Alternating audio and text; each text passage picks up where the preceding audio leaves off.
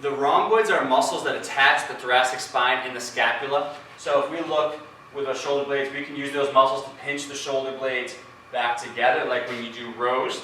A lot of times those muscles feel or take on a lot of tension. One thing we need to realize with that is the tension is usually because of we're sitting in poor posture positions where we're rounded, so those scapula are shifting out to the side and they're lengthening that muscle. A lot of times when we foam roll, we want to work on shortened muscles to help regain some length in those muscles. The problem with this, we feel tightness and always just assume it's because that muscle is tight.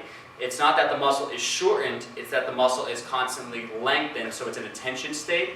So our goal with this is to work on those muscles to help relieve the symptom, but to actually solve the problem, we need to work on posture, getting those shoulders back where we can help shorten those muscles in the back so there's not as much stress held in them. And this is the actual fix for the problem, opening up the chest, getting those arms back, strengthening the upper back. But for the purpose of relieving the symptoms to feel better in those rhomboids, here's a good technique to help release them. So what we're going to do is, laying here, I like to cross my arms so the shoulder blades shift out to the side a little bit, expose the muscle. So we're just going to go nice and slow right between the shoulder blades.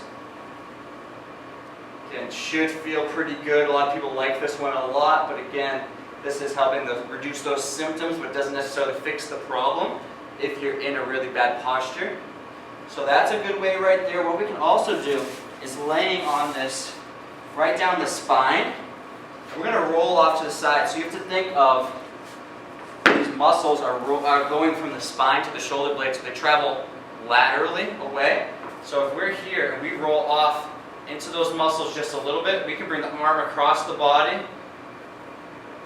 and get that muscle to slide under. So we can do that. That's a fairly easy version here. Again, we're into it slightly. It's not awesome, but it works. Another thing we can do is using a lacrosse ball, laying on your back, finding that spot right in between the shoulder blade.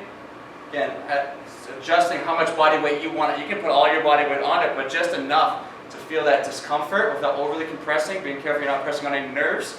And then from there, moving the arm to get the muscle to slide against the lacrosse ball. Again, a little more pinpointed with the lacrosse ball, we can get deeper into that muscle, but also realize that that will be a little bit more uncomfortable. Thank you.